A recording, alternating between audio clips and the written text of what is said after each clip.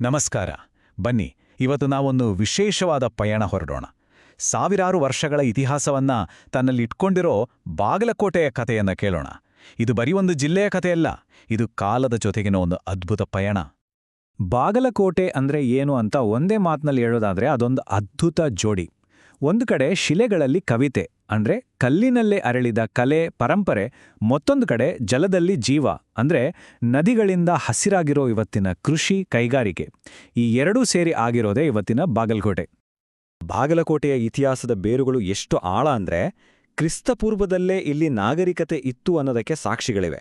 ಇದು ಸುಮ್ಮನೆ ಒಂದು ಊರಾಗಿರ್ಲಿಲ್ಲ, ಬದಲಿಗೆ ಸಂಸ್ಕೃತಿ, ಕಲೆ, ಶಿಲ್ಪಕಲೆಗೆ ಒಂದು ದೊಡ್ಡ ಕೇಂದ್ರವೇ ಆಗಿತ್ತು.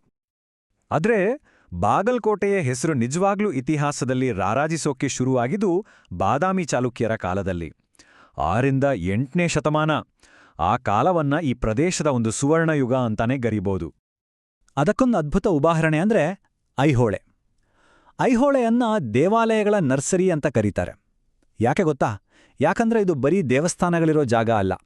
ಇಡೀ ಭಾರತೀಯ ದೇವಾಲಯ ವಾಸ್ತುಶಿಲ್ಪದ ಬೇರೆ ಬೇರೆ ಐಡಿಯಾಗಳು ಹುಟ್ಟಿದ್ದು, ಅದನ್ನು ಪ್ರಯೋಗ ಮಾಡಿ ನೋಡಿದ್ದು, ಅದಕ್ಕೊಂದು ರೂಪ ಕೊಟ್ಟಿದ್ದು ಎಲ್ಲ ಇಲ್ಲೇ. ಇದೊಂದು ರೀತಿ ವಾಸ್ತುಶಿಲ್ಪದ ಒಂದು ದೊಡ್ಡ ಪ್ರಯೋಗಶಾಲೆಯೇ ಆಗಿತ್ತು. ಈ ಕಲಾತ್ಮಕ ಕ್ರಾಂತಿಯ ಹೃದಯದಂತಿದ್ದಿದ್ದು 3 ಪಟ್ಟಣಗಳು: ಬಾದಾಮಿ, ಐಹೊಳೆ ಮತ್ತೆ ಪಟ್ಟದಕಲ್. ಇವು ಮೂರೂ ಸೇರಿ ಭಾರತದ ದೇವಾಲಯ ಸಂಸ್ಕೃತಿಗೆ ಅಡಿಪಾಯ ಹಾಕಿದ್ವು. ಇವತ್ತಿಗೂ ಪಟ್ಟದಕಲ್ನ ಮಹತ್ವ ಎಷ್ಟಿದೆ ಅಂದ್ರೆ ಅದನ್ನ ಯುನೆಸ್ಕೋ ವಿಶ್ವ ಪರಂಪರೆಯ ತಾಣ ಅಂತ ಗುರುತಿಸಿದೆ. ಯೋಚನೆ ಮಾಡಿ, ಜಗತ್ತೇ ಒಪ್ಕೊಂಡಿರೋ ಕಲೆ ಅದು. ಸರಿ, ಚಾಲುಕ್ಯರ ನಂತರ ಕಥೆ ಮುಗಿಲಿಲ್ಲ. ಅವರ ನಂತರವೂ ಈ ಪ್ರದೇಶವನ್ನ ಹಲವಾರು ಶಕ್ತಿಶಾಲಿ ರಾಜಮನೆತನಗಳು ಆಳಿದ್ದವು. ಅವರೆಲ್ಲರೂ ತಮ್ಮದೇ ಆದ ಒಂದು ಗುರುತನ್ನ ಇಲ್ಲಿ ಬಿಟ್ಟುಹೋಗಿದ್ದಾರೆ. ಈ ಇತಿಹಾಸದ ಪಯಣವನ್ನ ಸ್ವಲ್ಪ ಗಮನಿಸಿ. ಬಾದಾಮಿ ಚಾಲುಕ್ಯರ ನಂತರ ಬರ್ತಾರೆ ರಾಷ್ಟ್ರಕೂಟರು, ಕಲ್ಯಾಣಿ ಚಾಲುಕ್ಯರು. ಆಮೇಲೆ ವೈಭವದಿಂದ ಮೆರೆದ ವಿಜಯನಗರ ಸಾಮ್ರಾಜ್ಯ. ಅದಾದ ಮೇಲೆ ಮರಾಠರು ಮತ್ತು ಪೇಶ್ವೆಗಳ ಆಳ್ವಿಕೆ. ಕೊನೆಗೆ 1818ರ ನಂತರ ಬ್ರಿಟಿಷರ ಪ್ರವೇಶ. ಒಂದರ ಮೇಲೊಂದು ಇತಿಹಾಸದ ಪದರಗಳು ಇಲ್ಲಿ ಹೆಣೆದುಕೊಂಡಿವೆ. ಬ್ರಿಟಿಷರು ಬಂದ ಮೇಲೆ ಇಲ್ಲಿನ ಫೋಕಸ್ ಸ್ವಲ್ಪ ಬದಲಾಯಿತು. ಕಲೆ, ದೇವಾಲಯ ಅನ್ನೋದಕ್ಕಿಂತ ಹೆಚ್ಚಾಗಿ ಕೃಷಿ, ವ್ಯಾಪಾರ ಮತ್ತು ನೀರಾವರಿ ಯೋಜನೆಗಳ ಕಡೆ ಗಮನ ಹೋಯಿತು. ಅದರಲ್ಲೂ ಘಟಪ್ರಭಾ ನೀರಾವರಿ ಯೋಜನೆ ಈ ಭಾಗದ ಆಧುನಿಕ ಕೃಷಿಗೆ ಒಂದು ಗಟ್ಟಿ ಅಡಿಪಾಯ ಹಾಕಿಕೊಟ್ಟಿತು. ಇಲ್ಲಿಂದ ನಮ್ಮ ಕಥೆ ಒಂದು ದೊಡ್ಡ ತಿರುವು ತಗೊಳುತ್ತೆ. ಪ್ರಾಚೀನ ಇತಿಹಾಸದ ಪುಟಗಳನ್ನು ಮಗುಚಿ ಹಾಕಿ ಆಧುನಿಕ ಬಾಗಲಕೋಟೆ ಜಿಲ್ಲೆ ಹೇಗೆ ಹುಟ್ಟಿಕೊಳ್ತು, ಹೇಗೆ ಬೆಳೆಯಿತು ಅನ್ನೋ ನವಯುಗದ ಕಡೆಗೆ ನಾವು ಹೋಗೋಣ. ಆ ವರ್ಷ 1997. ಇದೇ ವರ್ಷ ಬಾಗಲಕೋಟೆ ಅಧಿಕೃತವಾಗಿ ಒಂದು ಪ್ರತ್ಯೇಕ ಜಿಲ್ಲೆಯಾಗಿ ಅಸ್ತಿತ್ವಕ್ಕೆ ಬಂತು. ಆಧುನಿಕ ಕರ್ನಾಟಕದ ನಕ್ಷೆಯಲ್ಲಿ ತನ್ನದೇ ಆದ ಒಂದು ಸ್ಥಾನವನ್ನ ಭದ್ರಪಡಿಸಿಕೊಂಡಿತು. ಇವತ್ತಿನ ಈ ಜಿಲ್ಲೆಯನ್ನು ನೋಡಿದ್ರೆ ಇದರಲ್ಲಿ ಬಾಗಲಕೋಟೆ, ಜಮಖಂಡಿ, ಗುಳೇದುಗುಡ್ಡ, ಐತಿಹಾಸಿಕ ಬಾದಾಮಿ, ತೇರದಾಳ ಮತ್ತು ಮುಧೋಳ ಹೀಗೆ ಪ್ರಮುಖ ತಾಲೂಕುಗಳಿವೆ. ಇವೆಲ್ಲವೂ ಇಂದಿನ ಆಡಳಿತದ ಕೇಂದ್ರಗಳು. ಹಾಗಾದ್ರೆ ಇವತ್ತಿನ ಬಾಗಲಕೋಟೆಯ ಶಕ್ತಿ ಏನು? ಯಾವುದು ಈ ಜಿಲ್ಲೆಯನ್ನ ಮುನ್ನಡೆಸ್ತಿದೆ? ನೋಡಿದ್ರೆ ಇದು ತನ್ನ ಹಳೆಯ ಪರಂಪರೆ ಮತ್ತು ಇವತ್ತಿನ ಆರ್ಥಿಕತೆ ಎರಡನ್ನೂ ಸೇರಿಸ್ಕೊಂಡು ಮುಂದೆ ಹೋಗ್ತಿರೋ ಒಂದು ಕುತೂಹಲಕಾರಿ ಕತೆ. ಈ ಇಡೀ ಪ್ರದೇಶದ ಜೀವನಾಡಿ ಅಂದ್ರೆ ಅದು ಘಟಪ್ರಭಾ ಮತ್ತು ಮಲಪ್ರಭಾ ನದಿಗಳು. ಈ ನದಿಗಳ ನೀರೇ ಇಲ್ಲಿನ ಕೃಷಿಗೆ ಆಧಾರ.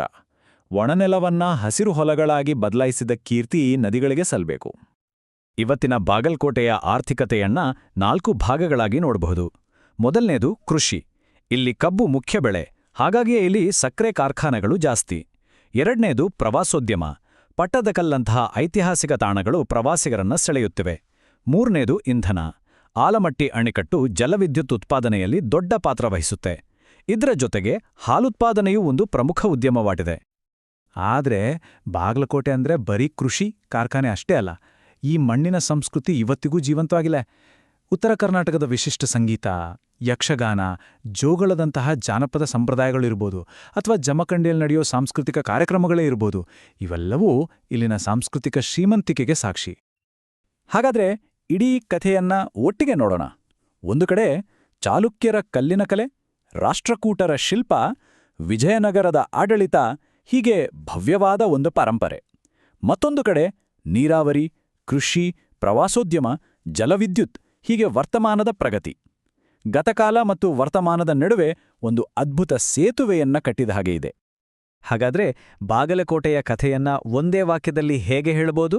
ಇದು ತನ್ನ ಗತವೈಭವದ ಬೇರುಗಳನ್ನ ಗಟ್ಟಿಯಾಗಿ ಹಿಡಿದುಕೊಂಡು ವರ್ತಮಾನದ ಪ್ರಗತಿಯ ರೆಂಬೆಗಳನ್ನ ಚಾಚುತ್ತಿರುವ ಒಂದು ನಾಡು. ಇದು ನಮ್ಮ ಮುಂದೆ ಒಂದು ದೊಡ್ಡ ಪ್ರಶ್ನೆಯನ್ನು ಇಡುತ್ತೆ.